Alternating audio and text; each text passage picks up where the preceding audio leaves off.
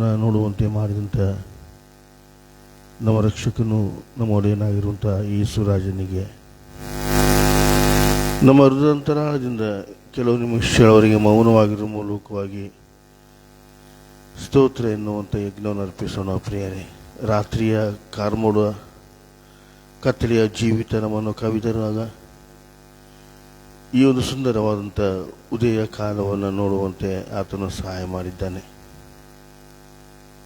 ದೇವರೇ, ನನಗೆ ಈ ದಿನಕ್ಕೆ ಬೇಕಾದಂಥ ಆತ್ಮನ ಬಲವನ್ನು, ಕೃಪೆಯನ್ನು, ಮಾರ್ಗದರ್ಶನವನ್ನು ಅನುಗ್ರಹಿಸು ಎಂಬುದಾಗಿ ನಾವು ಕೇಳ್ಕೋತಾ ಈ ದಿನದ ಆತ್ಮಿಕವಾದಂಥ ಬಲಕ್ಕಾಗಿ ವಾಕ್ಯವನ್ನು ಈ ರೀತಿಯಾಗಿ ನಾವು ಓದಿಕೊಂಡ. ಪ್ರಿಯರೇ, ನನ್ನ ಮನವೇ ಯೆಹೋವನನ್ನು ಕೊಂಡಾಡು, ನನ್ನ ಸರ್ವೇಂದ್ರಿಗಳೇ ಆತನ ಪವಿತ್ರ ನಾಮವನ್ನು ಕೀರ್ತಿಸಿರಿ. ನನ್ನ ಮನವೇ ಯೆಹೋವನನ್ನು ಕೊಂಡಾಡು, ಆತನ ಉಪಕಾರಗಳಲ್ಲಿ ಒಂದನ್ನು ಮರೆಯಬೇಡ ಎಂಬುದಾಗಿ ಭಕ್ತನಾಥ ದಾವೀದನು ಬರೆದಂಥ ಕೀರ್ತನೆ 103ನೇ ಅಧ್ಯಾಯ 1-2ನೇ ವಾಕ್ಯ ಭಾಗ. ದೇವರು ಮಾಡಿದಂಥ ಕೃತಜ್ಞತೆಯನ್ನು ನಮ್ಮ ಜೀವಿತ ಕಾಲದಲ್ಲಿ ನೆನವರಿಕೆ ಮಾಡಿಕೊಳ್ಳುವ ಮೂಲಕವಾಗಿ ಈ ರೀತಿಯಾಗಿ ನಾವು ರಾಗವನ್ನು ಹಾಡಿಕೋಣ. ಕೃತಜ್ಞತಾ ಸ್ತುತಿ ಮಾಡು ನನ್ನ ಯೇಸುವಿಗೆ ಸ್ತೋತ್ರದ ಗೀತ ಹಾಡುವ ನಮ್ಮ ಚಪ್ಪಾಳೆ ತಟ್ಟುತ್ತಾ ಈ ರಾಗವನ್ನು ಹಾಡಿಕೋಣ.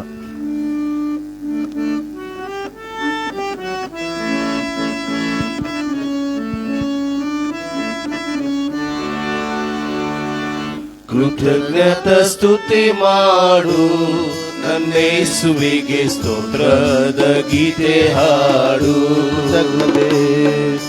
ಕೃತಜ್ಞತೆ ಸ್ತುತಿ ಮಾಡು ನನ್ನ ಯೇಸುವಿಗೆ ಸ್ತೋತ್ರದ ಗೀತೆ ಹಾಡು.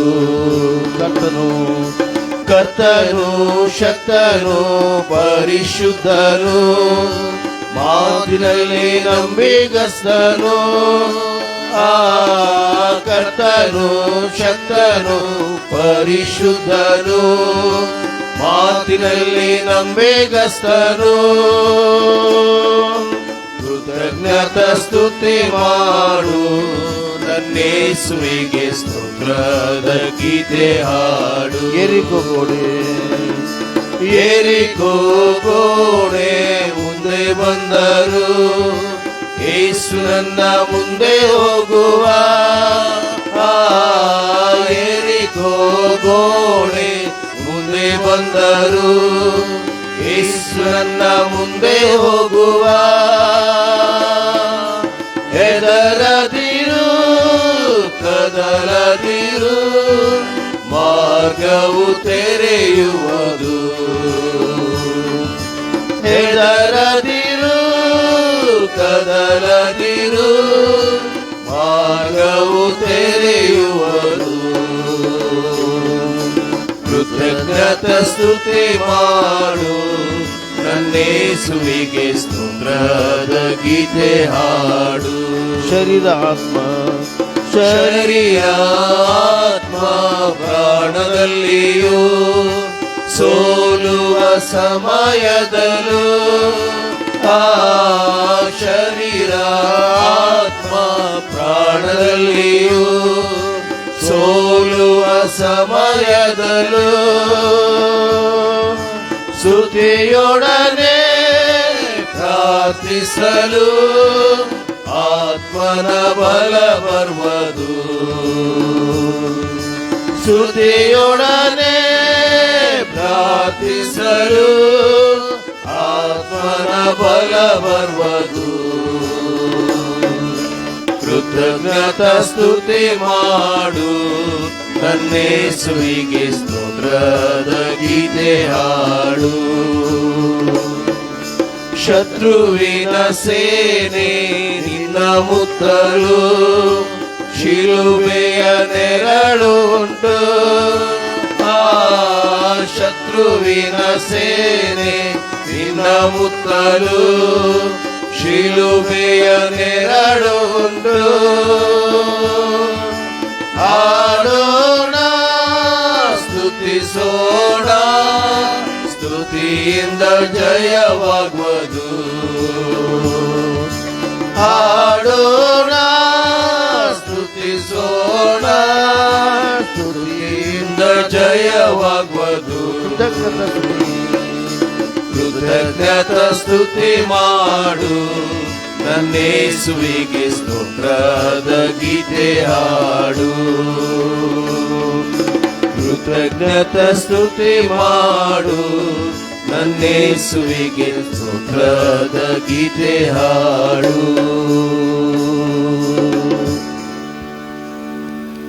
ಆರಂಭ ಮಾಡಿಕೊಳ್ಳೋಣ. ನಾವು ಪಾಪದ ಪಾಲಿಗೆ ಸತ್ತು ನೀತಿವಂತರಾಗಿ ಜೀವಿಸುವಂತೆ ಆತನು ನಮ್ಮ ಪಾಪಗಳನ್ನು ತಾನೇ ತನ್ನ ದೇಹದಲ್ಲಿ ಹೊತ್ತುಕೊಂಡು ಮರಣದ ಕಂಬವನ್ನು ಏರಿದನು. ಆತನ ಬಾಸುಂಡೆಗಳಿಂದ ನಮಗೆ ಗುಣವಾಯಿತು. ನಮ್ಮ ಆರಂಭವು ತಂದೆ, ಮಗ, ಪರಿಶುದ್ಧಾತ್ಮನಾಗಿರುವ ತ್ರಯೇಕ ದೇವರ ಹೆಸರಿನಲ್ಲಿ ಉಂಟಾಗಲಿ. ಆಮೇನ್. ನಾವು ಉದಯ ಕಾಲದ ಆರಾಧನೆಯನ್ನು ಪ್ರಾರಂಭಿಸುವ ಹಾಗೆ ಹಾಡುವ ಸಂಗೀತಗಳಲ್ಲಿ 15ನೇ ಸಂಗೀತವನ್ನು ಹಾಡಿಕೊಳ್ಳೋಣ. ಸಂಗೀತಗಳಲ್ಲಿ 15 ಮೊದಲಿನ 2 ಚರಣಗಳನ್ನು ಮಾತ್ರ ಹಾಡಿಕೊಳ್ಳೋಣ. ಪ್ರೀತಿ ದಿವ್ಯ ರೂಪವಾಗಿ ನನ್ನನ್ನೀನು ನಿರ್ಮಿಸಿ.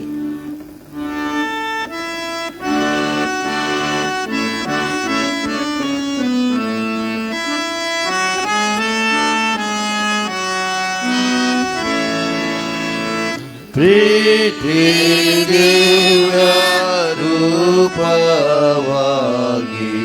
ನನ್ನನ್ನೇನು ನಿರ್ಮಿಸಿ, ಪ್ರೀತಿ ಪೂರ್ಣ ಕೃಪೆಯಾಗಿ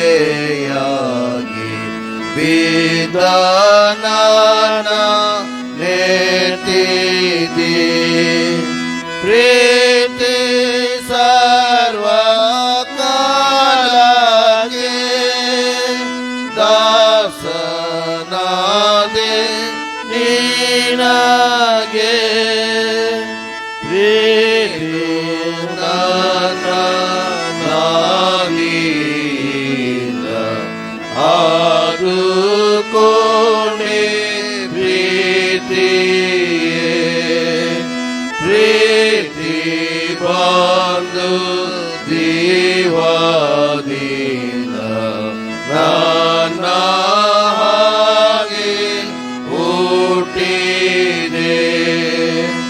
ಪ್ರೀತಿ ಸರ್ವಕಾಲಕ್ಕೆ ದಾಸನಾದೆ ನೀನಾಗೆ.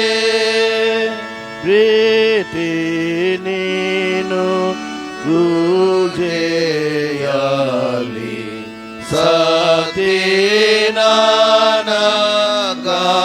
ಸತೀನಾನಗಾಗಿಯೇ. ಪ್ರೀತಿ ನೀನು ಯುಗದಲ್ಲಿ ನನಗಾಗಿ ಕಾದಿದೆ. ಪ್ರೀತಿ ಸರ್ವಕಾಲಕ್ಕೆ ದಾಸನಾದೆ ನೀನಾಗೆ. ಪ್ರಾರ್ಥನೆ ಮಾಡಿಕೊಳ್ಳೋಣ.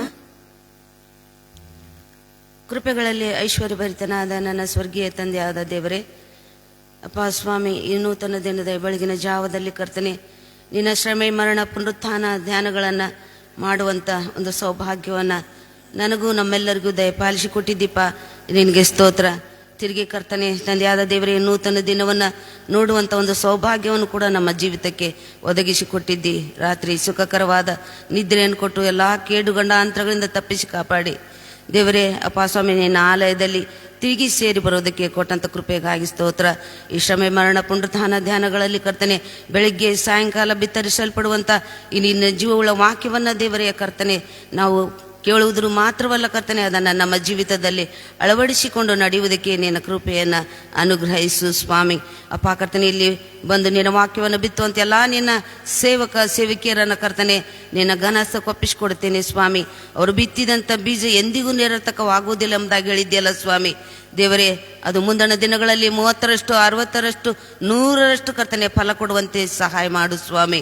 ದೇವರೇ, ನಮ್ಮ ಸಭೆ ಆತ್ಮಿಕವಾಗಿ ಉಜ್ಜೀವನಗೊಳ್ಳುವಂತೆ ನಿನ್ನ ಕೃಪೆಯನ್ನು ಅನುಗ್ರಹಿಸು. ಮೊದಲ್ಗಿತ್ತಿಯ ಸಭೆಯನ್ನಾಗಿ ನಮ್ಮ ಸಭೆಯನ್ನು ಮಾರ್ಪಡಿಸು ಎಂಬುದಾಗಿ ನಿನ್ನಲ್ಲಿ ಬೇಡ್ಕೊಳ್ತೇನೆ ದೇವ. ಈ ಸಮಯದಲ್ಲಿ ಕರ್ತನೆ ತಂದೆಯಾದ ದೇವರೇ, ಅಪ್ಪ ಪರೀಕ್ಷೆಗೆ ಕುಳಿತುಕೊಳ್ಳುವಂಥ ಎಲ್ಲ SSLC ಮಕ್ಕಳನ್ನು, PUC ಮಕ್ಕಳನ್ನು ದೇವರೇ ನಿನ್ನ ಘನಹಸ್ತಕ್ಕೆ ಒಪ್ಪಿಸಿಕೊಡುತ್ತೇನೆ. ನಿನ್ನ ಜ್ಞಾನದಿಂದ ತುಂಬಿಸು ಸ್ವಾಮಿ. ಯಾವನಿಗೆ ಜ್ಞಾನ ಕಡಿಮೆ ಆಗಿದ್ದರೆ ನನ್ನನ್ನು ಕೇಳಿಕೊಳ್ಳಲಿ, ಹಂಗಿಸದೆ ಕೊಡುತ್ತೇನೆ ಎಂಬುದಾಗಿ ವಾಗ್ದಾನ ಮಾಡಿದ್ದಿ. ನೀನು ವಾಗ್ದಾನ ಮಾಡಿದಂಥ ದೇವರು ನಂಬಿಗಸ್ತನಾಗಿದ್ದಿ. ಅದಕ್ಕಾಗಿ ನಿನಗೆ ಸ್ತೋತ್ರ ಸಲ್ಲಿಸ್ತೇನೆ. ಮಕ್ಕಳು ಕರ್ತನೆ ಪರೀಕ್ಷೆಯಲ್ಲಿ ಉತ್ತಮವಾದ ರೀತಿಯಲ್ಲಿ ಕರ್ತನೆ ಪರೀಕ್ಷೆಯನ್ನು ಎದುರಿಸುವುದರ ಮೂಲಕ ಕರ್ತನೆ ತಮ್ಮ ಜೀವಿತದಲ್ಲಿ ಕರ್ತನೆ ಉನ್ನತವಾದ ಒಂದು ಸ್ಥಾನಮಾನಗಳಲ್ಲಿ ನಮ್ಮ ಮಕ್ಕಳು ನಿಂತುಕೊಳ್ಳುವಂತೆ ನೀನು ಸಹಾಯ ಮಾಡು. ಮಕ್ಕಳಿಗೆ ಒಳ್ಳೆಯ ಆರೋಗ್ಯ ಕೊಡು. ಯಾವುದೇ ಬಲಹೀನತೆಗಳು ಮಕ್ಕಳನ್ನು ಕಾಡದಂತೆ ಕರ್ತನೆ ನೀನು ನಮ್ಮ ಮಕ್ಕಳ ಸುತ್ತಲೂ ನಿನ್ನ ಬೇಲಿಯನ್ನು ಹಾಕಿ ಕಾಯ್ದು ಕಾಪಾಡು ಎಂಬುದಾಗಿ ನಿನ್ನಲ್ಲಿ ಬೇಡ್ಕೊಳ್ತೇನೆ ಸ್ವಾಮಿ. ವಿಶೇಷವಾಗಿ ನಮ್ಮ ಸಭೆಯನ್ನು ನಿನ್ನ ಮುಂದೆ ನೆನಪು ಮಾಡಿಕೊಳ್ತೇನೆ. ನಮ್ಮ ಸಭೆಯಲ್ಲಿಟ್ಟಂಥ ಪ್ರೀತಿ, ಸಂತೋಷ, ಸಮಾಧಾನಕ್ಕಾಗಿ ಸ್ತೋತ್ರ ಸ್ವಾಮಿ. ಅಪ್ಪ ಕರ್ತನೆ ಸಭೆಯಲ್ಲಿರುವಂಥ ಎಲ್ಲ ಕುಟುಂಬಗಳನ್ನು ವಿಶೇಷವಾದ ರೀತಿಯಲ್ಲಿ ಅಪ್ಪ ಕರ್ತನೆ ನೀನು ಆಶೀರ್ವದಿಸಿದ್ದೀರಿ. ಮತ್ತು ಕರ್ತನೆ ತಂದೆ ಯಾರು ಇಕ್ಕಟ್ಟುಗಳಲ್ಲಿ, ಸಮಸ್ಯೆಗಳಲ್ಲಿ, ಬಡತನಗಳಲ್ಲಿ, ಸಾಲದ ಬಾಧೆಯಲ್ಲಿದ್ದಾರೋ, ಅನಾರೋಗ್ಯದಲ್ಲಿದ್ದಾರೋ ಅಂತೆಲ್ಲ ಕುಟುಂಬಗಳಲ್ಲಿ ಕರ್ತನೆ ನೀನಿದ್ದುಕೊಂಡು ಸ್ವಾಮಿ ಬೇಕಾದಂಥ ಶಾಂತಿ ಸಮಾಧಾನವನ್ನು ಬಿಡುಗಡೆ ಮಾಡು ಎಂಬುದಾಗಿ ನಿನ್ನಲ್ಲಿ ಬೇಡ್ಕೋತೇನೆ ಸ್ವಾಮಿ.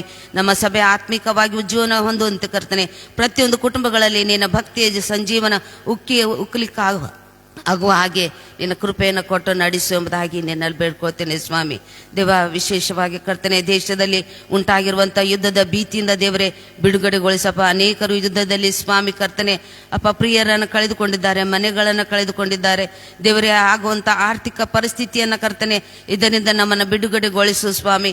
ಮುಂದೆ ಎಲ್ಲ ಇಡೀ ದೇಶದಾದ್ಯಂತ ನಡೆಯುವಂಥ ಕರ್ತನೆ ಎಲ್ಲ ಒಂದು ಗೊಂದಲಮಯವಾದ ವಾತಾವರಣವನ್ನು ನೀವು ತಿಳಿಗೊಳಿಸ್ರಪ್ಪ. ಯುದ್ಧವನ್ನು ನಿಲ್ಲಿಸ್ರಿ, ಅವರ ಹೃದಯಗಳಲ್ಲಿ ಕಾರ್ಯ ಮಾಡ್ರಿ ಸ್ವಾಮಿ. ದೇವರೇ ಅಪ್ಪ ಕರ್ತನೆ ಯುದ್ಧವನ್ನು ನಿಲ್ಲಿಸುವಂತೆ ದೇವರೇ ನಿನ್ನ ಕೃಪೆಯನ್ನು ಕೊಡ್ರಿ. ನಮ್ಮ ಗದಗ ಪಟ್ಟಣವನ್ನು ದೇವರೇ ನಿನ್ನ ಘನಹಸ್ತಕ್ಕೆ ಒಪ್ಪಿಸಿಕೊಡ್ತೇನೆ ದೇವರೇ. ಅಪ್ಪ ಕರ್ತನೆ ಈ ಧ್ವನಿವರ್ಧಕದ ಮೂಲಕ, ಆನ್ಲೈನ್ ಮೂಲಕ ವಾಕ್ಯವನ್ನು ಆಲಿಸುವಂತೆ ಎಲ್ಲ ನಿನ್ನ ಭಕ್ತ ಸಮೂಹವನ್ನು ದೇವರೇ ನಿನ್ನ ಕರಗಳಲ್ಲಿ ಒಪ್ಪಿಸಿಕೊಡ್ತೇನೆ.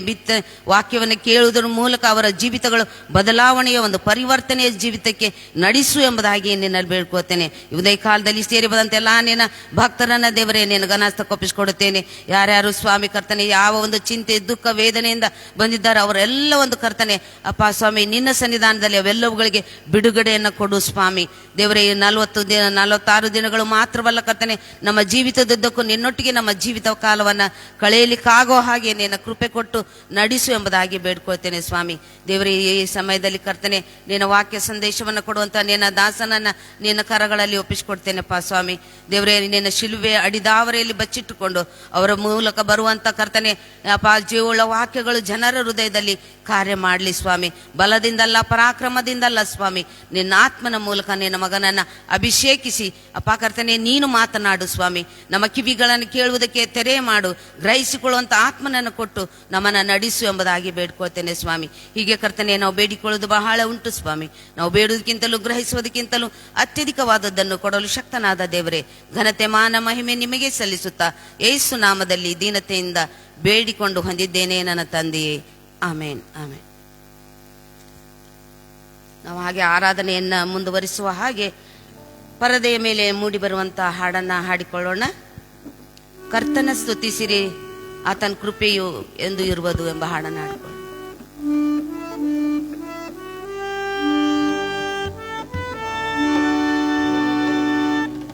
ಕರ್ತನ ಸ್ತುತಿಸಿರಿ, ಆತನ ಕೃಪೆಯು ಎಂದು ಇರುವುದು, ದೇವಾದಿ ದೇವನ ಸ್ತುತಿಸಿರಿ, ಆತನ ಕೃಪೆಯು ಎಂದು ಇರುವ ಕರ್ತನ ಸ್ತುತಿಸಿರಿ, ಆತನ ಕೃಪೆಯು ಎಂದು ಇರುವುದು, ದೇವಾದಿ ದೇವನ ಸ್ತುತಿಸಿರಿ, ಆತನ ಕೃಪೆಯು ಎಂದು ಇರುವುದು. ಈವರೆಗೂ ನಡೆಸಿದ ಸ್ತುತಿಸಿರಿ, ಆತನ ಕೃಪೆಯು ಎಂದು ಇರುವುದು. ಈವರೆಗೂ ನಡೆಸಿದ ಸ್ತುತಿಸಿರಿ, ಆತನ ಕೃಪೆಯು ಎಂದು ಇರುವುದು. ಮುಂದೆಯೂ ನಡೆಸುವ ಸ್ತುತಿಸಿರಿ, ಆತನ ಕೃಪೆಯು ಎಂದು ಇರುವುದು. ಆತನ ಕೃಪೆಯು ಎಂದು ಇರುವುದು. ಕರ್ತನ ಸ್ತುತಿಸಿರಿ, ಆತನ ಕೃಪೆಯು ಎಂದು ಇರುವುದು, ದೇವಾದಿ ದೇವನ ಸ್ತುತಿಸಿರಿ, ಆತನ ಕೃಪೆಯು ಎಂದು ಇರುವುದು. ಈವರೆಗೂ ಹೋತನು ಸ್ತುತಿಸಿರಿ, ಆತನ ಕೃಪೆಯು ಎಂದು ಇರುವುದು. ಈವರೆಗೂ ಹೋತನು ಸ್ತುತಿಸಿರಿ, ಆತನ ಕೃಪೆಯು ಎಂದು ಇರುವುದು. ಮುಂದೆಯೂ ಕಾಯುವನ್ನು ಸ್ತುತಿಸಿರಿ, ಆತನ ಕೃಪೆಯು ಎಂದು ಇರುವುದು. ಆತನ ಕೃಪೆಯು ಎಂದು ಇರುವುದು. ಕರ್ತನ ಸ್ತುತಿಸಿರಿ, ಕರ್ತನ ಸ್ತುತಿಸಿರಿ, ಆತನ ಕೃಪೆಯು ಎಂದು ಇರುವುದು. ದೇವಾದಿ ದೇವನ ಸ್ತುತಿಸಿರಿ, ಆತನ ಕೃಪೆಯು ಎಂದು ಇರುವುದು. ನಂಬಿದವರ ಕೈ ಬಿಡಲು ಸ್ತುತಿಸಿರಿ, ಆತನ ಕೃಪೆಯು ಎಂದು ಇರುವುದು. ನಂಬಿದವರ ಕೈ ಬಿಡಲು ಸ್ತುತಿಸಿರಿ, ಆತನ ಕೃಪೆಯು ಎಂದು ಇರುವುದು. ಜಪದಿಂದ ಜಯ ಉಂಟು ಸ್ತುತಿಸಿರಿ, ಆತನ ಕೃಪೆಯು ಎಂದು ಇರುವುದು. ಆತನ ಕೃಪೆಯು ಎಂದು ಇರುವುದು. ಕರ್ತನ ಸ್ತುತಿಸಿರಿ, ಕರ್ತನ ಸ್ತುತಿಸಿರಿ, ಆತನ ಕೃಪೆಯು ಎಂದು ಇರುವುದು. ದೇವಾದಿ ದೇವನ ಸ್ತುತಿಸಿರಿ, ಆತನ ಕೃಪೆಯು ಎಂದು ಇರುವುದು. ಆತನ ಕೃಪೆಯು ಎಂದು ಇರುವುದು. ಆತನ ಕೃಪೆಯು ಎಂದು ಇರುವುದು. ನಾವು ದೇವರ ವಾಕ್ಯವನ್ನು ಕೇಳುವುದಕ್ಕೆ ನಮ್ಮನ್ನು ಸಿದ್ಧಪಡಿಸಿಕೊಳ್ಳುವ ಹಾಗೆ ಇನ್ನೊಂದು ಹಾಡನ್ನ ಹಾಡಿಕೊಳ್ಳೋಣ. ಕೃತಜ್ಞತೆಯಿಂದ ಸ್ತುತಿ ಹಾಡುವೆ ನನ್ನ ಯೇಸು ದೇವ ಎಂಬ ಹಾಡನ್ನು ಹಾಡಿಕೊಳ್ಳೋಣ. ಕೃತಜ್ಞತೆಯಿಂದ ಸ್ತುತಿ ಹಾಡುವೆ ನನ್ನ ಯೇಸು ದೇವಾ, ಉಪಕಾರ ನೀನಯ ಅತಿಶಯ ಕೋಟಿ ಕೋಟಿ ವಂದನೆಯು. ಕೃತಜ್ಞತೆಯಿಂದ ಸ್ತುತಿ ಹಾಡುವೆ ನನ್ನ ಯೇಸು ದೇವಾ,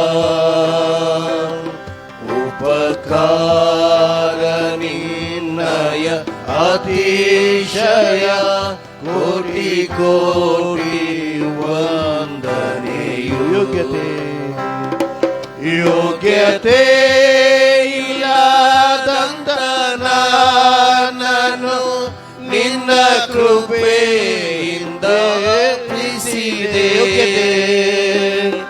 ಯೋಗ್ಯತೆ ಇಲ್ಲದಂತ ನಾನು ನಿನ್ನ ಕೃಪೆಯಿಂದ ಪ್ರೀತಿಸಿದೆ. ಗ್ರಹಿಕೆಗೆ ಮೇಲಾಗಿ ನೀಡಿರುವೆ, ನಿನ್ನ ಋಣದಲ್ಲಿ ನಾನಿರುವೆ. ಗ್ರಹಿಕೆಗೆ ಮೇಲಾಗಿ ನೀಡಿರುವೆ, ನಿನ್ನ ಋಣದಲ್ಲಿ ನಾನಿರುವೆ. ಕೃತಜ್ಞತೆಯಿಂದ ಸ್ತುತಿ ಹಾಡುವೆ ನನ್ನ ಯೇಸು ದೇವಾ, ಉಪಕಾರ ನಿನ್ನಯ ಅತಿಶಯ ಕೋಟಿ ಕೋಟಿ ವಂದನೆಯು. ಸತ್ಯ ದೇವರು ಜೀವ ಸ್ವರೂಪನು ನಂಬುವೆ ನಿತ್ಯವೂ. ಸತ್ಯ ದೇವರು ಜೀವ ಸ್ವರೂಪನು ನಂಬುವೆ ನಿತ್ಯವೂ. ಜೀವಮಾನವೆಲ್ಲ ಸೇವಿಸುವ ವರವಾನಿ ಅನುಗ್ರಹಿಸು. ಜೀವಮಾನವೆಲ್ಲ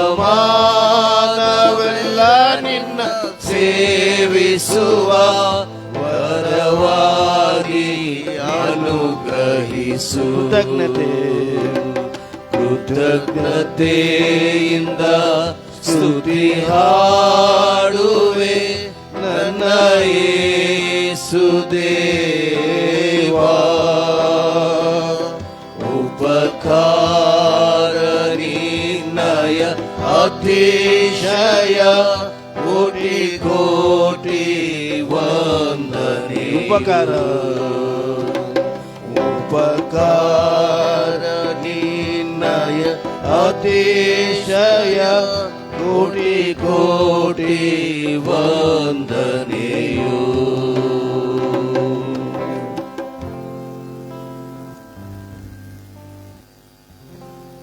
ನಾವು ಕುಳಿತಂತೆ ತಲೆಬಾಗಿ ಪ್ರಾರ್ಥನೆ ಮಾಡೋಣ.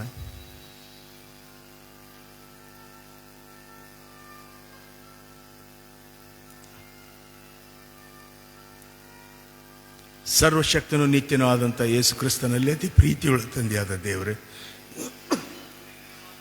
ನಿನ್ನ ಪರಿಶುದ್ಧ ನಾಮಕ್ಕೆ ಸ್ತೋತ್ರ ಸಲ್ಲಿಸ್ತೇವಪ್ಪ.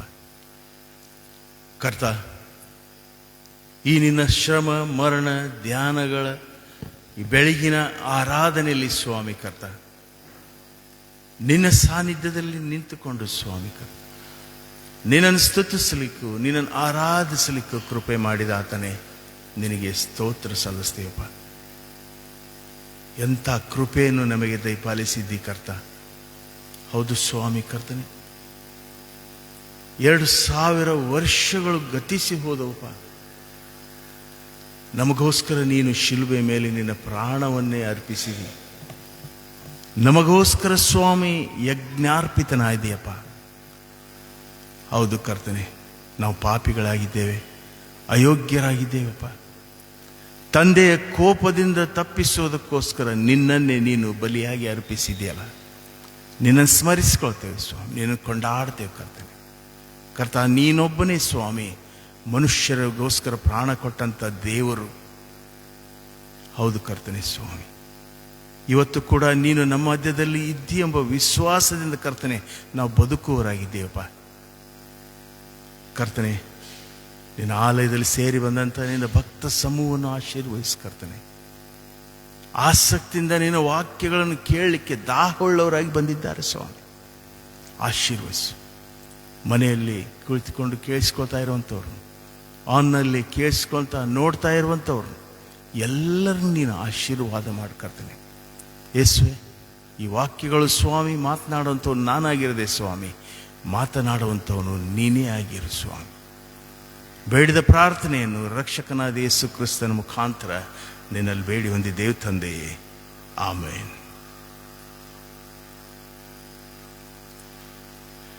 ಈ ಬೆಳಗಿನ ಜಾವದ ಈ ಆರಾಧನೆಗೆ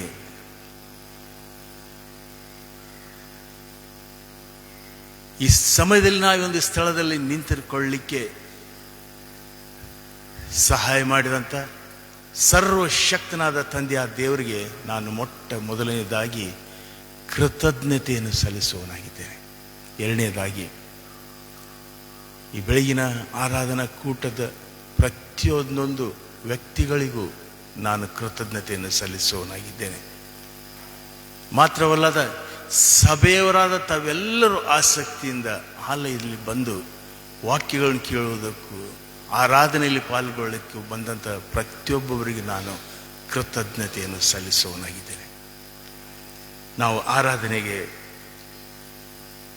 ಸಂದೇಶಕ್ಕೆ ಮುಂದೆ ಹೋಗುವ ಹಾಗೆ ಈ ದಿವಸ ನಾನು ಆಯ್ದುಕೊಂಡಂಥ ವಿಷಯ ಕೃತಜ್ಞತೆ ಅಥವಾ ಉಪಕಾರ ಸ್ಮರಣೆ ಎಂಬುದಾಗಿ ನಾವು ಈ ಒಂದು ಶೀರ್ಷಿಕೆ ಮೇಲೆ ನಾವು ಸ್ವಲ್ಪ ಹೊತ್ತು ಧ್ಯಾನ ಮಾಡೋಣ. ಯೇಸು ಕ್ರಿಸ್ತನ ಶ್ರಮ ಮರಣ ಧ್ಯಾನಗಳ ಈ ಬೆಳಗಿನ ಜಾವದಲ್ಲಿ ಸಂದೇಶಕ್ಕೋಸ್ಕರ ಸಿದ್ಧಪಡಿಸಿದಂಥ ವಿಷಯ ಕೃತಜ್ಞತೆ ಎಂಬುದಾಗಿ. ಕೃತಜ್ಞತೆ, ಧನ್ಯವಾದಗಳು, ನಿಮ್ಮಿಂದ ತುಂಬ ಉಪಕಾರವಾಯಿತು, ಥ್ಯಾಂಕ್ ಯು ವೆರಿ ಮಚ್. ಇವು ಸ್ವಾಭಾವಿಕವಾಗಿ ನಾವು ನಮಗೆ ಸಹಾಯ ಮಾಡಿದವರಿಗೆ ಹೇಳುತ್ತೇವೆ. ಮತ್ತು ಮನುಷ್ಯರಾದ ನಾವು ಇನ್ನೊಬ್ಬರು ಸಹಾಯ ಮಾಡಿದಾಗ ಆ ಹೇಳುವಂಥದ್ದು ಅದು ಯೋಗ್ಯವಾದದ್ದು ಕೂಡ ಇದೆ ಎಂಬುದಾಗಿ. ಈ ಸಮಯದಲ್ಲಿ ನಾವು ಯಾರಿಗೆ ಮತ್ತು ಯಾಕೆ ಕೃತಜ್ಞತೆಯನ್ನು ಸಲ್ಲಿಸಲಿಕ್ಕೆ ಬಂದಿದ್ದೇವೆ ತಮ್ಮೆಲ್ಲರಿಗೂ ಗೊತ್ತುಂಟು. ಸರ್ವಶಕ್ತನಾದ ತಂದೆಯಾದ ದೇವರಿಗೆ ನಾವು ಕೃತಜ್ಞತೆಯನ್ನು ಸಲ್ಲಿಸಲಿಕ್ಕೆ ಬಂದಿದ್ದೇವೆ ಎಂಬುದಾಗಿ ಕೀರ್ತನೆ 136 1 ಮತ್ತು 2ನೇ ವಚನ ಹೀಗೆ ಹೇಳ್ತಿದ್ರೆ, ಯೆಹೋವನಿಗೆ ಕೃತಜ್ಞತಾಸ್ತುತಿ ಮಾಡಿರಿ, ಆತನು ಒಳ್ಳೆಯವನು. ದೇವಾದಿ ದೇವನಿಗೆ ಕೃತಜ್ಞತಾಸ್ತುತಿ ಮಾಡಿರಿ, ಆತನ ಕೃಪೆಯು ಶಾಶ್ವತವಾದದ್ದು. ಯಾಕೆಂದರೆ ಆತನು ನಮಗೋಸ್ಕರ ಒಳ್ಳೆಯದನ್ನು ಮಾಡಿದ್ದಾನೆ. ಅದಕ್ಕೋಸ್ಕರ ಆತನಿಗೆ ಕೃತಜ್ಞತೆಯನ್ನು ಸಲ್ಲಿಸ್ತಾ ಇದ್ದೇವೆ. ಯೆಶಾಯ 63:7ನೇ ವಚನ ಹೀಗೆ ಹೇಳ್ತಿದ್ರೆ, ಯೆಹೋವನು ನನಗೆ ಅನುಗ್ರಹಿಸಿದ್ದೆಲ್ಲವನ್ನು ಸ್ಮರಿಸಿ ಆತನ ಕೃಪಾ ಕಾರ್ಯಗಳನ್ನು, ಸ್ತುತ್ಯ ಕೃತ್ಯಗಳನ್ನು, ಆತನು ಕನಿಕರದಿಂದಲೂ ಕೃಪಾತಿಶಯದಿಂದಲೂ ಇಸ್ರಾಯೇಲರಿಗೆ ದಯಪಾಲಿಸಿದ ಹಾಗೆ ನನಗೂ ನಿಮಗೂ ಈ ದಿವಸ ದಯಪಾಲಿಸಿದ್ದಾನೆ. ಅದಕ್ಕೋಸ್ಕರ ಕೃತಜ್ಞತೆ. ನಮ್ಮ ಹಿಂದಿನ ಜೀವಿತವನ್ನು ಸ್ವಲ್ಪ ಮೆಲುಕು ಹಾಕೋಣ. ಹಿಂದಿನ ಜೀವಿತವನ್ನು ನಾವು ನೆನಪು ಮಾಡಿಕೊಳ್ಳೋಣ. ಕನ್ನಡಿಯ ಹಾಗೆ ಅದು ನಮ್ಮ ಮುಂದೆ ಬಂದು ನಿಂದಿರುತ್ತದೆ. ನಮ್ಮ ಹಿಂದಿನ ಜೀವಿತ ಏನಾಗಿತ್ತು, ನಾವು ಹೇಗಿದ್ದೆವು, ಈಗ ಹೇಗಾಗಿದ್ದೇವೆ.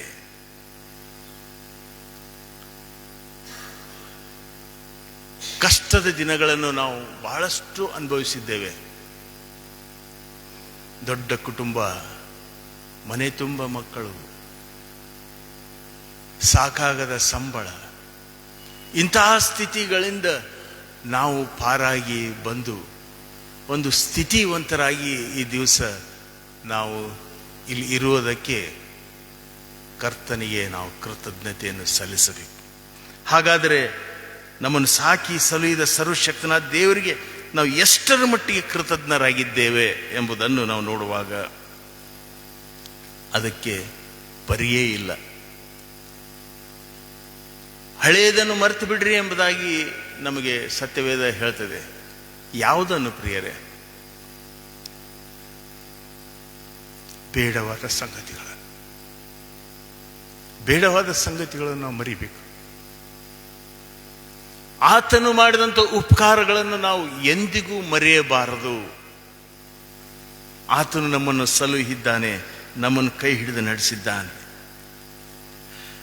ನಾವು ಬಲಹೀನರಾಗಿದ್ದಾಗ ನಮಗೆ ಬಲ ಕೊಟ್ಟು ನಡೆಸಿದ ಆತನು ಕಷ್ಟದಲ್ಲಿರುವಾಗ ನಮ್ಮನ್ನು ಕಷ್ಟದಿಂದ ಬಿಡಿಸಿ ನಡೆಸಿದ ಆತನು, ನಾವು ರೋಗದಲ್ಲಿರುವಾಗ ಯೆಹೋವ ರಾಫ ಆಗಿ ನಮ್ಮನ್ನು ಆರೋಗ್ಯ ಮಾಡಿ ನಡೆಸಿದ ಆತನು ನಾವು ಶೋಧನೆಯಲ್ಲಿರುವಾಗ ನಮ್ಮನ್ನು ಶೋಧನೆಯಿಂದ ಬಿಡಿಸಿ ನಡೆಸಿದ ಆತನು ಹೌದು, ಹಸಿವೆಯಲ್ಲಿರುವಾಗ ನಮ್ಮನ್ನು ಉಣಬಡಿಸಿ ನಮ್ಮನ್ನು ಕಾಯ್ದು ಕಾಪಾಡಿ ನಡೆಸಿದ ಆತನಾಗಿದ್ದಾನೆ. ಚಿಂತೆಯಲ್ಲಿರುವಾಗ ನಮ್ಮ ಚಿಂತಾಭಾರವನ್ನು ಆತನು ಹೊತ್ತುಕೊಂಡು ನಮ್ಮನ್ನು ಜೀವಿತರ ಪಟ್ಟಿಯಲ್ಲಿಟ್ಟು ನಡೆಸಿದ್ದಾನೆ. 2 ಥೆಸಲೋನಿಕ 3:3 ಹೀಗೆ ಹೇಳ್ತದ್ರೆ, ಯೆಹೋವನು ನಂಬಿಗಸ್ತನು, ಆತನು ನಿಮ್ಮನ್ನು ದೃಢಪಡಿಸಿ ನೀವು ಕೆಡುಕನ ಕೈಗೆ ಸಿಕ್ಕದಂತೆ ಕಾಪಾಡುವನು ಎಂಬುದಾಗಿ. ಎಷ್ಟು ಸತ್ಯವಾದಂಥ ಮಾತು. ಸೈತಾನನು ವಿಧ ವಿಧವಾಗಿ ಹೊಂಚು ಹಾಕುವಾಗಲೂ ಆತನ ಬಲೆಯಿಂದ ಬಿಡಿಸಿ ನಮ್ಮನ್ನು ಕೆಡುಕನ ಕೈಗೆ ಸಿಕ್ಕದಂತೆ ಆತನು ಕಾಪಾಡಿ ನಡೆಸಲು ಶಕ್ತನಾದ ದೇವರಾಗಿದ್ದಾನೆ. ಆತನನ್ನು ನಂಬಿದಂಥ ನಮ್ಮೆಲ್ಲರನ್ನು ತನ್ನ ಕೃಪಾದಸ್ತದಲ್ಲಿ ಇಟ್ಟುಕೊಂಡು ಬಂದಂಥ ಮತ್ತು ಬರಲಿಕ್ಕಿರುವ ಎಲ್ಲ ಕಷ್ಟ ಸಂಕಟಗಳ, ರೋಗ, ಚಿಂತೆ, ಬಾಧೆಗಳಿಂದ ಆತನು ಕೆಡುಕನ ಕೈಯಿಂದ ಪಾರು ಮಾಡಿ ನಮ್ಮನ್ನು ನಡೆಸಿದ್ದಾನೆ ಎಂಬುದನ್ನು ನಾವು ಈ ಸಮಯದಲ್ಲಿ ನೆನಪು ಮಾಡಿಕೊಳ್ಳಬೇಕು. ಬಹಳಷ್ಟು ಸಾರಿ ನಾವು ಗುಣಗುಡ್ತೇವ್ರಿ. ಮೊನ್ನೆ ನಮ್ಮ ಸಭೆಯಲ್ಲಿ ನಡೆದಂಥ ಪ್ರಾರ್ಥನಾ ಕೂಟದಲ್ಲಿ ಸೇವಕರು ಹೇಳ್ತಾ ಇದ್ದರು, ಎಲ್ಲಿ ಗುಣಗುಟ್ಟುಗೆ ಇರ್ತದೋ ಅಲ್ಲಿ ಸಂತೃಪ್ತಿ ಇರುವುದಿಲ್ಲ. ಎಲ್ಲಿ ಸಂತೃಪ್ತಿ ಇರ್ತದೋ ಅಲ್ಲಿ ಗುಣಗುಟ್ಟುಗೆ ಇರುವುದಿಲ್ಲ ಎಂಬುದಾಗಿ ಸತ್ಯ ಸಂಗತಿಯಾಗಿದೆ. ನಾವು ಗುಣಗುಟ್ಟು ತೃಪ್ತಿನೇ ಇಲ್ಲದ ಹಾಗೆ, ಸಂತೃಪ್ತಿನೇ ಇಲ್ಲದ ಹಾಗೆ ನಾವು ಸದಾ ಕಾಲವು ಜೀವಿಸುವಾದರೆ, ದುಡ್ಡು ದೊಡ್ಡಪ್ಪ ಎಂದು ತಿಳಿದು ಜೀವಿಸುವವರಿಗೆ ಕ್ರಿಸ್ತಿಯ ಜೀವಿತ ಬಹಳ ಕಠಿಣವಾಗಿದೆ ಎಂಬುದಾಗಿ ನಮ್ಮ ಯೇಸು ಸ್ವಾಮಿ ನಮಗೆ ಏನನ್ನು ಕಲಿಸಿಕೊಟ್ಟಿದ್ದಾನೆ ಪ್ರಿಯರೇ? ಕರ್ತನು ಕಲಿಸಿಕೊಟ್ಟಂತ ಪ್ರಾರ್ಥನೆ ನಮಗೆ ಏನು ಹೇಳ್ತದೆ?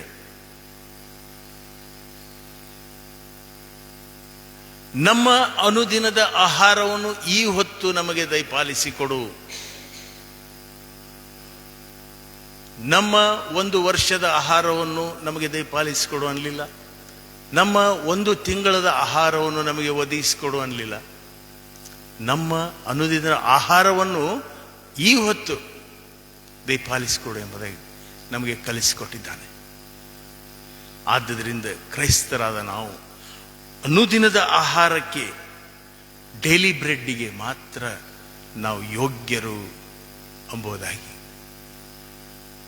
ಒಂದು ನಡೆದಂಥ ಸಂಗತಿಯನ್ನು ನಿಮ್ಮ ಮುಂದೆ ಹಂಚಿಕೊಳ್ತೇನೆ.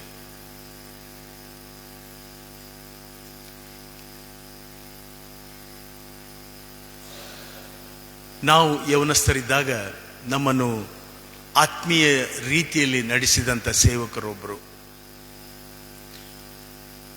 ಸುಮಾರು 24-25 ವರ್ಷ ಆದ ನಂತರ ನಮಗೆ ಭೇಟಿಯಾದರು.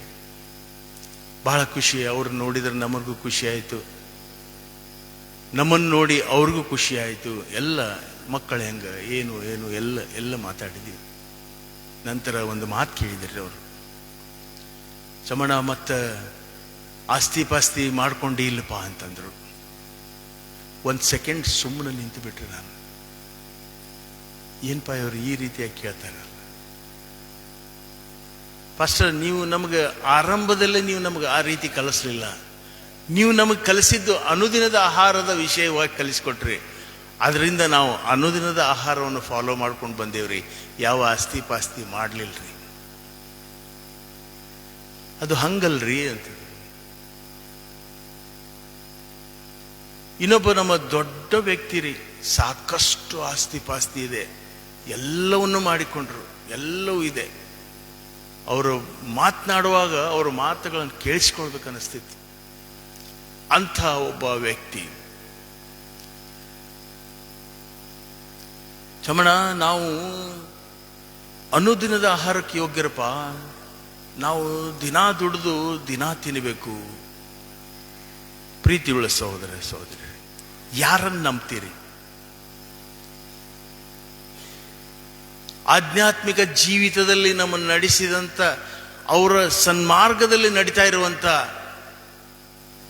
ನಡೆಸಿದಂಥ ಆ ಸೇವಕರನ್ನು ನಂಬಿ ನಾವು ಜೀವಿಸ್ತೇವೋ, ಅಥವಾ ಎಲ್ಲವನ್ನು ಕೂಡಿಟ್ಟುಕೊಂಡು ಅನುದಿನದ ಆಹಾರದ ಬಗ್ಗೆ ಮಾತನಾಡುವವರ ಬಗ್ಗೆ ನಾವು ವಿಶ್ವಾಸ ಬಿಡ್ತೇವೋ? ಎಲ್ಲವನ್ನೂ ವಿವರಣೆ ಕೊಡ್ತಾ ಇದ್ದಾರೆ.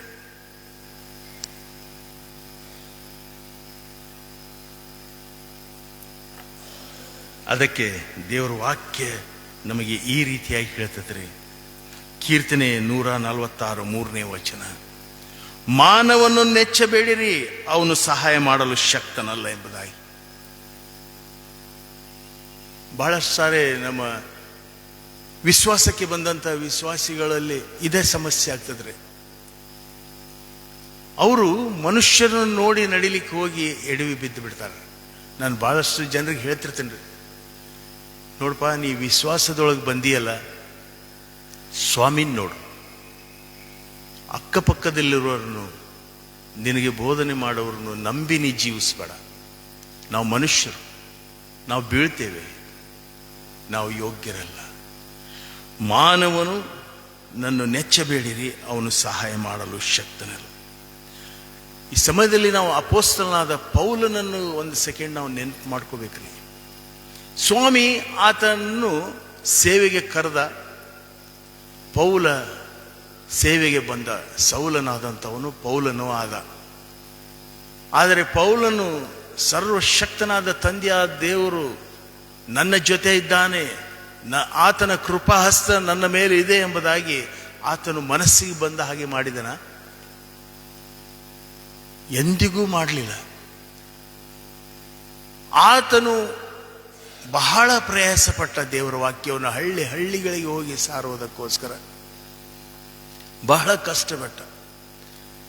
ಸ್ವತಃ ತಾನು ದುಡಿದು ಬಂದಂಥ ಹಣದಿಂದ ತನ್ನ ಉಪಜೀವವನ್ನು ಮಾಡಿಕೊಳ್ಳುವುದು ಮಾತ್ರವಲ್ಲದೆ ಆತನು ಸುವಾರ್ಥ ಸೇವೆಯನ್ನು ಕೂಡ ಮಾಡೋದನ್ನು ನಾವು ನೋಡ್ತೇವೆ. ಆತನು ಬರೀತಾನೆ 2 ಥೆಸಲೋನಿಕ 3:8 ನಾನು ಯಾರ ಹತ್ತಿರ ಪುಕ್ಕಟೆಯಾಗಿ ಊಟ ಮಾಡಲಿಲ್ಲ, ಯಾರ ಹತ್ತಿರ ನಾನು ಕೇಳಿ ತಗೊಳ್ಳಿಲ್ಲ ಎಂಬುದಾಗಿ. ಮತ್ತು ಆತನ ಆರೋಗ್ಯ ಚೆನ್ನಾಗಿತ್ತ. ಆತನಿಗೆ ಬರೀತಾರೆ ಬೈಬಲ್ನಾಗ, ಶೂಲಗಳು ಚುಚ್ಚುತ್ತಿದ್ದು ಅಂತ್ರಿ. ಅವನು ಸ್ವಾಮಿಗೆ 3 ಸರಿ ಪ್ರಾರ್ಥನೆ ಮಾಡಿ ಕೇಳಿದ, ಸ್ವಾಮಿ ನನ್ನನ್ನು ಸ್ವಸ್ಥಪಡಿಸು. ಸ್ವಾಮಿ ಉತ್ತರ ಏನು? ನನ್ನ ಕೃಪೆಯೇ ನಿನಗೆ ಸಾಕು, ನನ್ನ ಕೃಪೆ ನಿನಗೆ ಸಾಕು ಎಂಬುದಾಗಿ. ಈ ಒಂದು ಸ್ಥಿತಿಯಲ್ಲಿ ನಾವೇನಾರ ಇದ್ದಿದ್ರೆ ಬಿಟ್ಟು ಓಡಿ ಹೋಗಿಬಿಡ್ತಿದ್ದೀವ್ರಿ. ಎಂತಹ ಸೇವಕನ ಆತನು. ಕ್ರಿಸ್ತಿಯ ಜೀವಿತ ಸುಖದ ಸುಪ್ಪತ್ತಿಗೆ ಅಲ್ಲ. ಯೇಸು ಸ್ವಾಮಿ ಸ್ವತಃ ಹೇಳ್ತಾರೆ, ಲೋಕದಲ್ಲಿ ನಿಮಗೆ ಸಂಕಟ ಉಂಟು, ನಾನು ಲೋಕವನ್ನು ಜಯಿಸಿದ್ದೇನೆ, ಧೈರ್ಯವಾಗಿರ್ರಿ ಎಂಬುದಾಗಿ ಹೇಳುವುದನ್ನು ನಾವು ನೋಡ್ತೇವೆ. ದೇವರು ನಮಗೆ ಸ್ವತಂತ್ರವನ್ನು ಕೊಟ್ಟಿದ್ದಾನ್ರಿ, ಒಳ್ಳೆಯದನ್ನು ಕೆಟ್ಟದ್ದನ್ನು ಆಯ್ದುಕೊಳ್ಳುವುದಕ್ಕೆ. ನಾವು ಒಳ್ಳೆಯದನ್ನೇ ಆಯ್ದುಕೊಳ್ಳುವುದಕ್ಕೋಸ್ಕರ ನಾವು ಪ್ರಯಾಸ ಪಡುವಾಗೋಣ. ನೀನು ಒಳ್ಳೆಯದನ್ನು ಆರಿಸಿಕೊಂಡು ಒಳ್ಳೆಯದನ್ನು ಮಾತ್ರ ಮಾಡುವವನಾಗಿ ಬದುಕಿ ಬಾಳುವನಾಗು ಎಂಬುದಾಗಿ. ನಂತರ ಅದರ ರುಚಿಯನ್ನು ನೀನು ಕಾಣಲಿಕ್ಕೆ ಸಾಧ್ಯ ಎಂಬುದಾಗಿ. ಆತನನ್ನೇ ಆತುಕೊಂಡು ಜೀವಿಸುವಾಗ ಆ ರುಚಿ ಏನೆಂಬುದು ನಮಗೆ ಅರ್ಥ ಆಗ್ತದೆ. ಯೆಹೋವನು ಸರ್ವೋತ್ತಮನೆಂದು ಅನುಭವದಿಂದ ತಿಳಿದುಕೊಳ್ಳಿರಿ ಎಂಬುದಾಗಿ ವಾಕ್ಯವು ಬರೆಯಲ್ಪಟ್ಟಿದೆ. ಸರ್ವೋತ್ತಮನು ಎಂಬುದಾಗಿ ಅನುಭವದಿಂದ ತಿಳಿದುಕೊಳ್ಳಿರಿ ಎಂಬುದಾಗಿ. ನಾವು ಆತನನ್ನು ಅನುಭವಿಸಬೇಕು, ಆಗ ಮಾತ್ರ ಅದರ ರುಚಿ ಏನಂತಂದು ಅನ್ನುವಂಥದ್ದು ಗೊತ್ತಾಗುತ್ತೆ. ನಿನ್ನ ದೇವರಿಗೆ ನೀನು ಸರಿಯಾಗಿ ನಡೆದುಕೊಂಡರೆ, ಆತನ ಆಜ್ಞೆಗಳನ್ನು ಸರಿಯಾಗಿ ನಡೆಸಿಕೊಂಡು ಹೋದರೆ ನಿನಗೆ ಜೀವನದಲ್ಲಿ ಜಯ ಖಂಡಿತ ಎಂಬುದಾಗಿ. ಯಾಕೋಬ 1:13 ಈ ರೀತಿಯಾಗಿ ಹೇಳ್ತಿದ್ರೆ, ದೇವರು ಕೆಟ್ಟದ್ದಕ್ಕೆ ಕಾರಣನಲ್ಲ, ನೀನು ಆತನನ್ನು ನಂಬಿ ಜೀವಿಸುವಾಗ ಆತನು ನಿನ್ನ ಜೊತೆ ಸದಾಕಾಲವೂ ಇರುವ ಆತನಾಗಿದ್ದಾನೆ ಎಂಬುದಾಗಿ.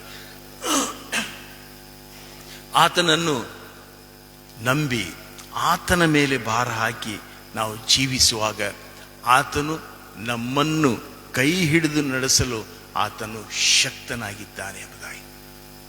ಕೀರ್ತನ ಭಾಗದಲ್ಲಿ ನನಗೆ ಅತಿ ಪ್ರಿಯವಾದಂಥ ಒಂದು ವಚನ ರೀ, ಕೀರ್ತನೆ 37:25. ಈವರೆಗೂ ನೀತಿವಂತನು ದಿಕ್ಕಿಲ್ಲದೆ ಬಿದ್ದಿರೋದನ್ನಾಗಲಿ ಅವನ ಸಂತತಿಯವರು ಭಿಕ್ಷೆ ಬೇಡಿ ತಿನ್ನುವುದನ್ನಾಗಲಿ ನಾನು ನೋಡಲಿಲ್ಲ. ಎಂತಹ ಸುಂದರವಾದಂಥ ವಾಕ್ಯ. ಮೊದಲನೇದು, ನೀತಿವಂತನು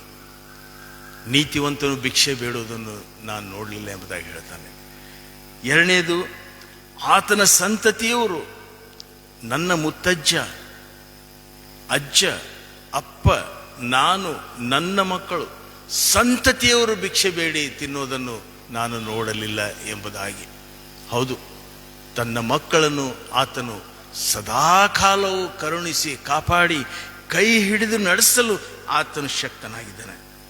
ಆತನು ಇದುವರೆಗೂ ಜೀವಿತರ ಪಟ್ಟಿಯಲ್ಲಿಟ್ಟು ಸಾಕಿಸಲು ಇದ್ದಾನೆ. ಅಂದರೆ ನೀನು ಸರ್ವಶಕ್ತನಾದ ತಂದೆಯಾದ ದೇವರಿಗೆ ನಿನ್ನ ಕೊಡುಗೆ ಏನಾಗಿದೆಯಪ್ಪ?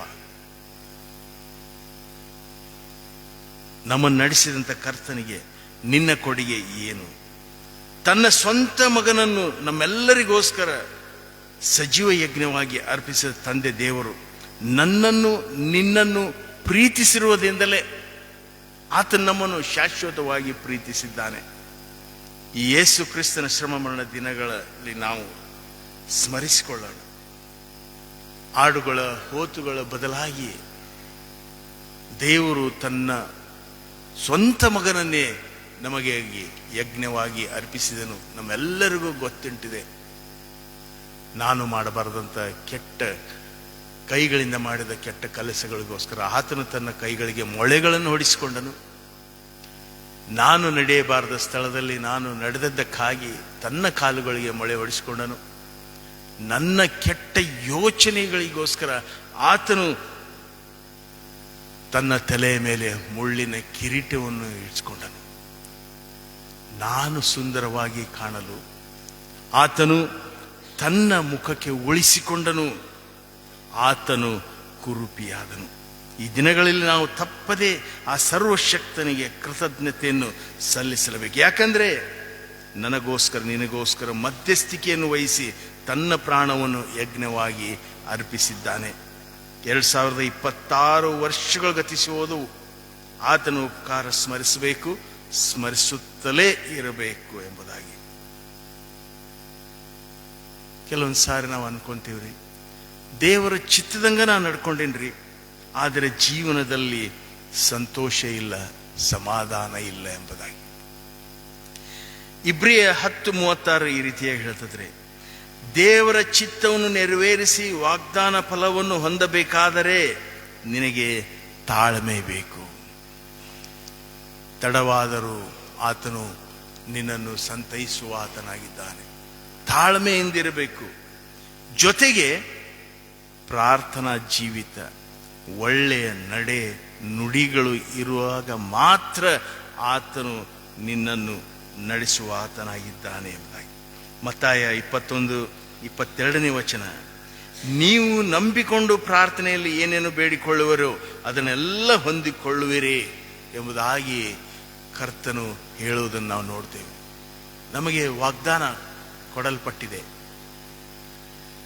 ಕೀರ್ತನೆ 91:14-16 ನಾವು ನೋಡುವಾಗ, ಅವನು ನನ್ನಲ್ಲಿ ಆಸಕ್ತನಾಗಿರುವುದರಿಂದ ಅವನನ್ನು ರಕ್ಷಿಸುವೆನು, ಉದ್ಧರಿಸುವೆನು, ಸದುತ್ತರ ದೇಪಾಲಿಸುವೆನು, ದೀರ್ಘಾಯುಷ್ಯವನ್ನು ಕೊಟ್ಟು ತೃಪ್ತಿಪಡಿಸುವೆನು ಎಂಬುದಾಗಿ ವಾಗ್ದಾನ ಕೊಡಲ್ಪಟ್ಟಿದೆ.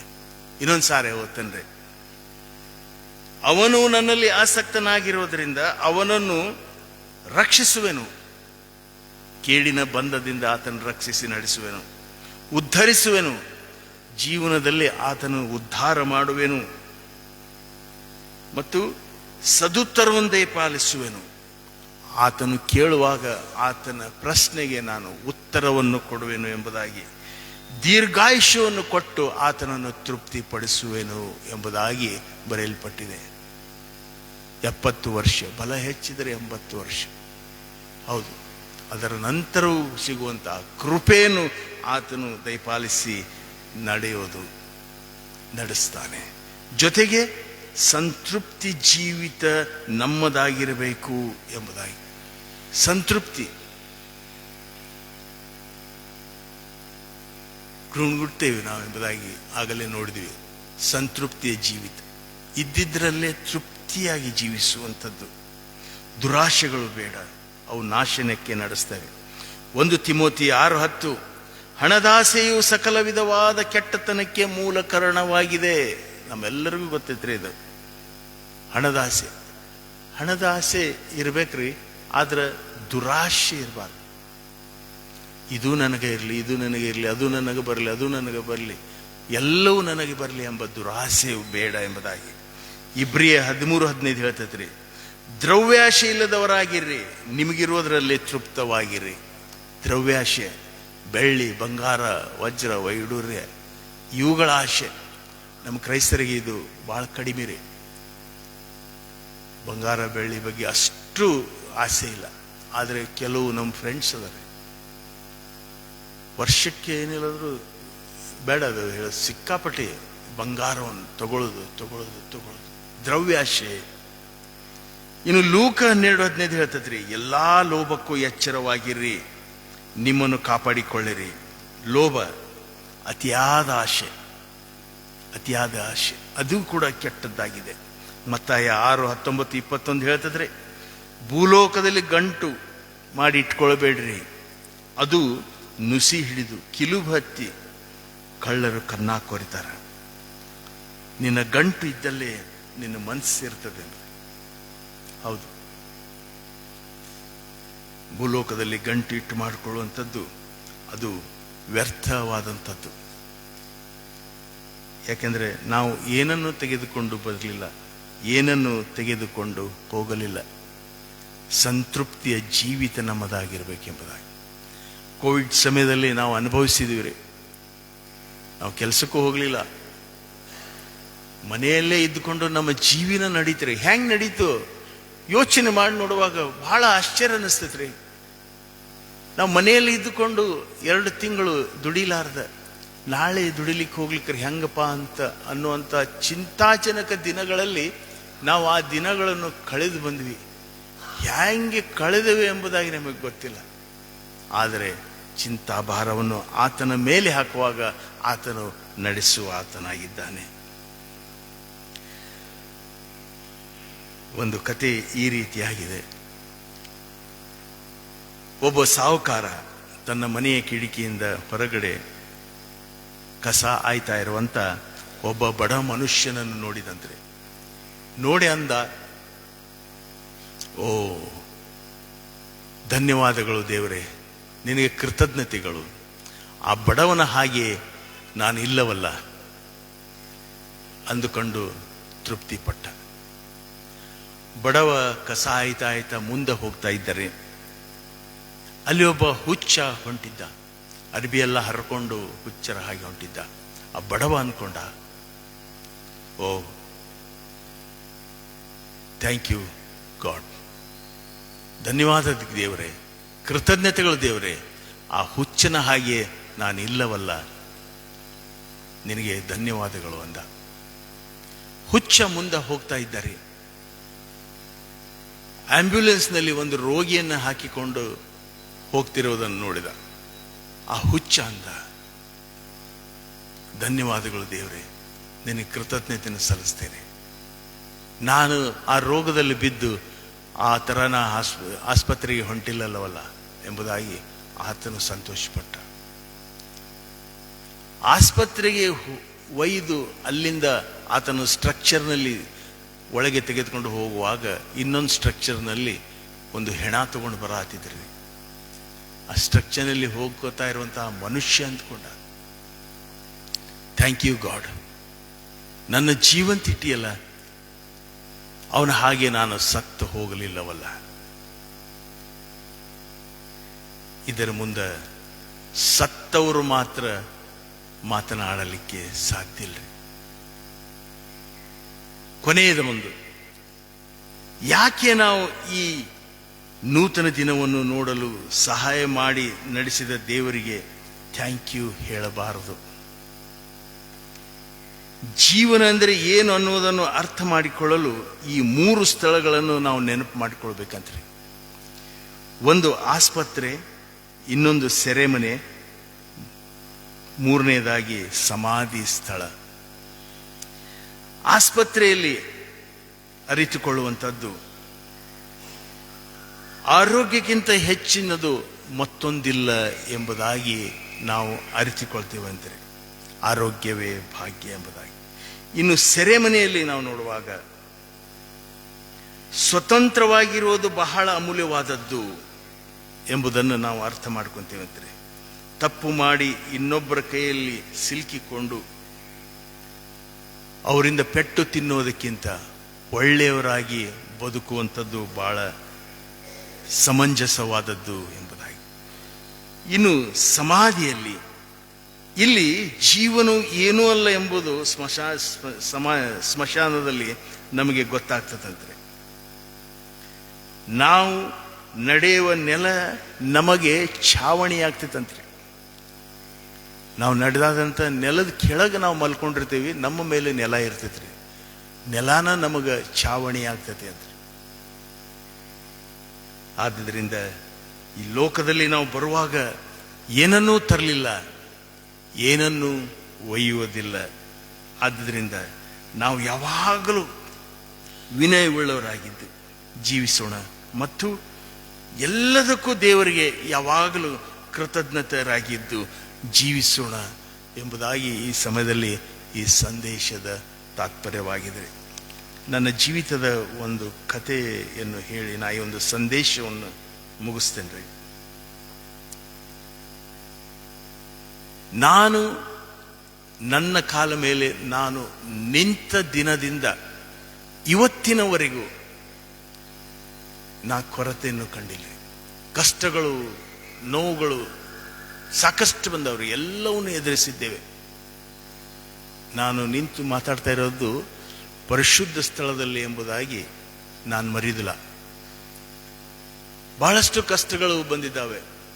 ಆದರೆ ನನ್ನನ್ನು ಕರ್ತನು ಯಾವ ರೀತಿಯಾಗಿ ನಡೆಸಿದ್ದಾನೆ ಎಂಬುದಾಗಿ ನೋಡುವಾಗ ಆಶ್ಚರ್ಯಕರವಾಗಿ ನಡೆಸಿದ್ದಾನೆ. ನಾನು ಬಹಳಷ್ಟು ಕಡೆ ಈ ಮಾತು ಹೇಳೇನಿ. ಹಣದಾಸೆಯ ಬಗ್ಗೆ ನಾವು ಮಾತನಾಡಿದ್ವಿ. ಯಾವಾಗೂ ಹಣದಾಸೆಗೆ ನಾವು ಮೊರೆ ಹೋಗ್ಲಿಲ್ರಿ. ದ್ರವ್ಯಾಶೆ ಕೂಡಿಟ್ಟುಕೊಳ್ಳಲಿಲ್ಲ. ಕರ್ತನು ಕಲಿಸಿದ ಹಾಗೆ ಅನುದಿನದ ಆಹಾರಕ್ಕೋಸ್ಕರ ನಾವು ಪರದಾಡುವವರಾಗಿದ್ದೇವೆ. ಮತ್ತು ಕರ್ತನು ನನ್ನನ್ನು ನಡೆಸಿದಂಥ ರೀತಿ ಅದ್ಭುತವಾದಂಥದ್ದು. ನಾನು ಪ್ರಾರ್ಥನೆ ಮಾಡೋದು ಬೇಡ್ರಿ, ಮನಸ್ಸಿನಲ್ಲಿ ಅಂದುಕೊಂಡದ್ದು ಎಲ್ಲವೂ ಸಾಕಾರವಾಗಿದೆ. 2ರಷ್ಟು ನಮಗೆ ಕೊಟ್ಟು ಆತನು ಆಶೀರ್ವದಿಸಿದ್ದಾನೆ. ಇವತ್ತು ಕೂಡ, ಈಗೂ ಕೂಡ ನಾನು ಯಾವಾಗಲೂ ಚಿಂತೆ ಮಾಡೋದಿಲ್ಲ. ಇವತ್ತಿನ ಸಂಜೆ ಮಠ ನನಗೆ ಏನು ಬರಬೇಕು ಅದು ಬರ್ತದೆ, ನಾಳಿನ ದಿವಸ ಏನು ಬರಬೇಕು ಯಾವಾಗಲೂ ನಾನು ಚಿಂತೆ ಮಾಡುವವನಲ್ಲ.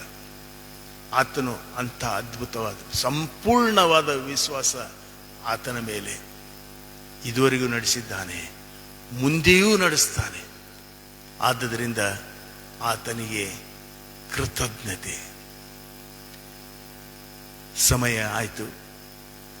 ಇನ್ನೊಂದು ಸಣ್ಣ ವಿಷಯ ಹೇಳ್ತೀನಿ. ನನ್ನ ಹಳೆ ಮನೆಯಲ್ಲಿರುವಾಗ ಒಬ್ಬರು ದುಬೈದಿಂದ ಒಂದು ದೊಡ್ಡ ಪೋಸ್ಟರ್ ಕೊಟ್ಟಿದ್ದಾರೆ. ಆ ಪೋಸ್ಟರ್ ಎದುರದಂದ್ರೆ ಸಿಡ್ನಿ, ಆಸ್ಟ್ರೇಲಿಯಾ ಸಿಡ್ನಿ ಫೋಟೋ ಅದ್ರ ಪೋಸ್ಟರ್. ಬಹಳ ಸುಂದರ. ಓಪರಾ ಹೌಸ್, ಆ ಬ್ರಿಡ್ಜ್ ಇರುವಂತ ಒಂದು ಸೀನ್ರಿ. ನನ್ನ ದೊಡ್ಡ ಮಗಳು ಅವಾಗ 3 ವರ್ಷದವಳಿದ್ದರು. ನಾ ಕುಂತು ಆ ಪೋಸ್ಟರ್ ನೋಡ್ತಾ ಇದ್ದೆ.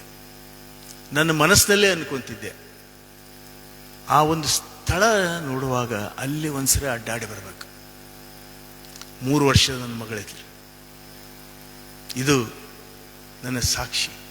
3 ವರ್ಷದ ಮಗಳು ಆ ಪೋಸ್ಟರ್ ನೋಡ್ತಿದ್ನಿ. ಆ ಸ್ಥಳದಲ್ಲಿ ಒಮ್ಮೆ ಅಡ್ಡಾಡಿ ಬರಬೇಕು.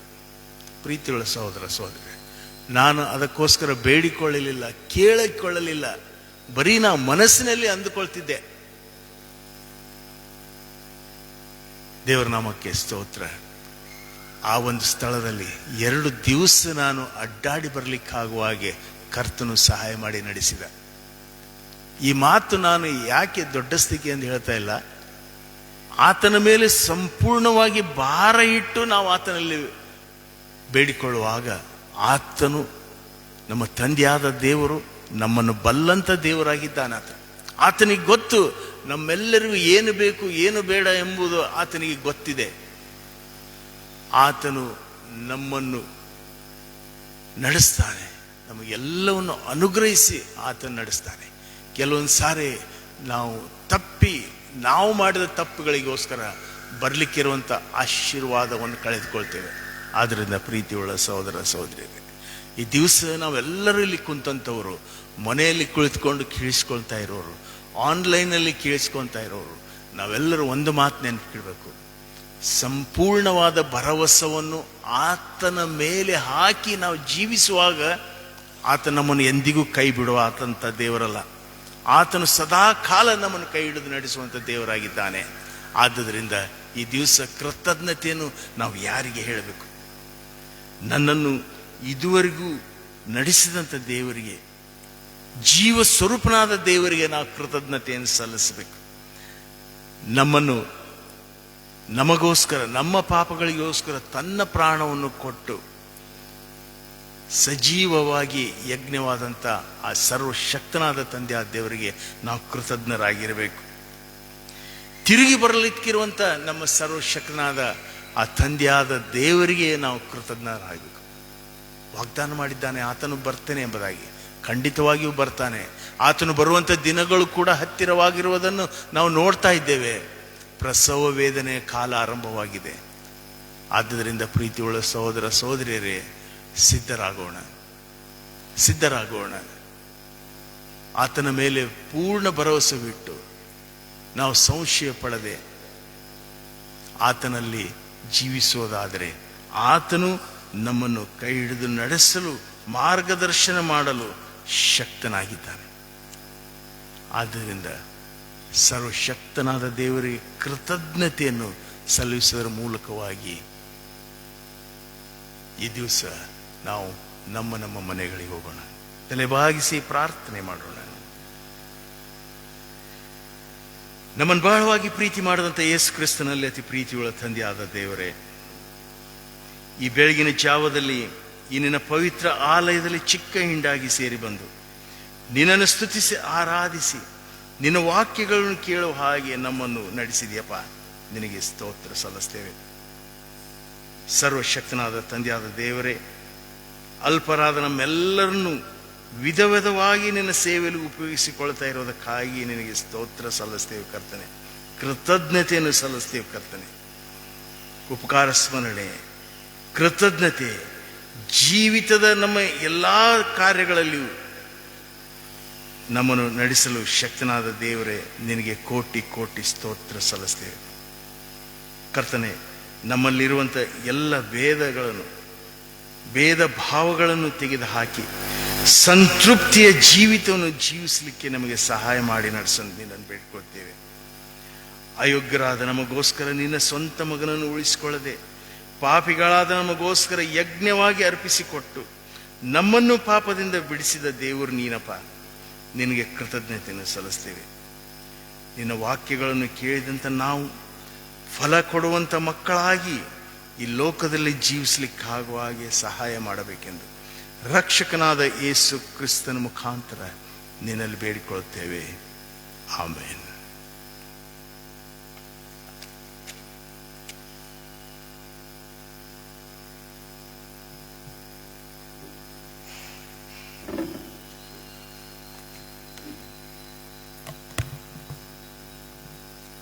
ದೇವರ ಪರಿಶುದ್ಧ ನಾಮಕ್ಕೆ ಸ್ತೋತ್ರವಾಗಲಿ.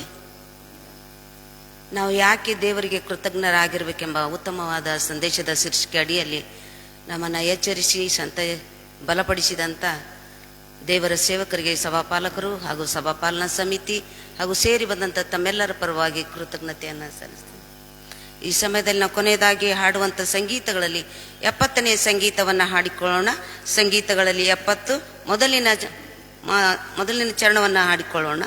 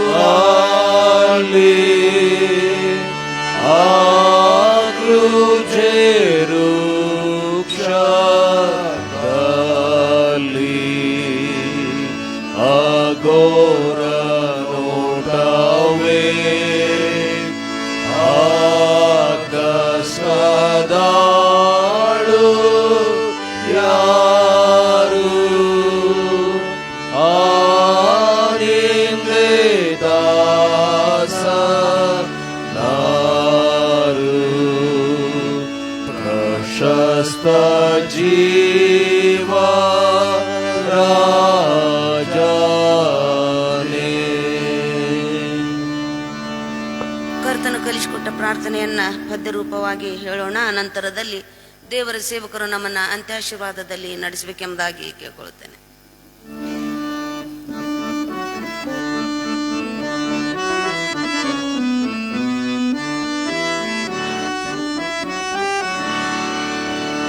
ಪರಲೋಕ ಜನಕನೆ ಭವದ ವಿಧಾನವು ನಿರುತವು ಪಾವನವಾಗಿರಲಿ. ಸುರಕ್ಷಿತವಾಗಿ ನಿರ್ಣಯ ರಾಜವು ಧರೆಯಲ್ಲಿ ನೆಲೆಸಲಿ ಸ್ಥಿರವಾಗಿ. ಆಮೆನ್.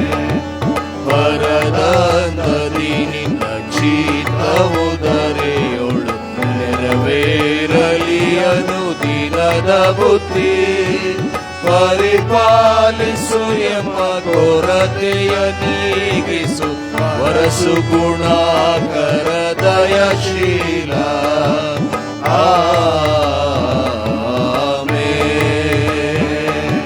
ಕ್ಷಮಿಸೆಂಬ ಪಾಪಗಳನ್ನು ನಾವಿತರರ ಕ್ಷಮಿಸಿದ ತೆರದಿದಯಾಕರನೇ ಕ್ಷೇಮವ ಪಾಲಿಸು ದೀನರ ರಕ್ಷಿಸು ಕಾಮಿತ ಫಲದಾಯಕ ನೀನೇ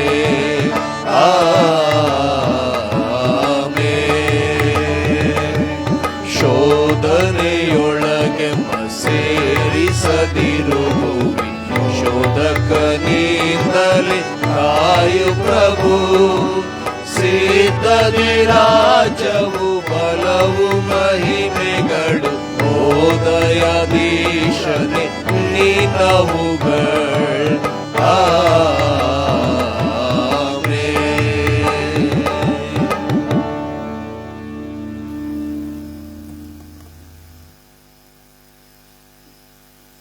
ಅಂತ್ಯ ಆಶೀರ್ವಾದವನ್ನು ಹೊಂದಿಕೊಳ್ಳೋಣ.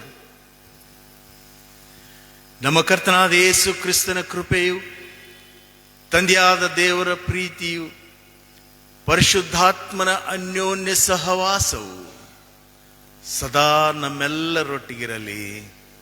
ಆಮೇನ್.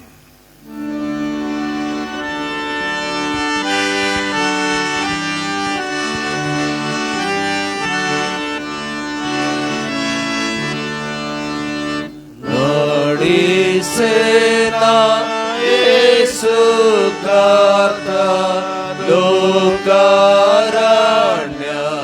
ಯಾತ್ರೆಯೋ ನೀನೇ ಶಾತ ನಾನಾಶಾತ ದಾಟಿ ಸಾಯಿಸುವ ಹಸ್ತದೋ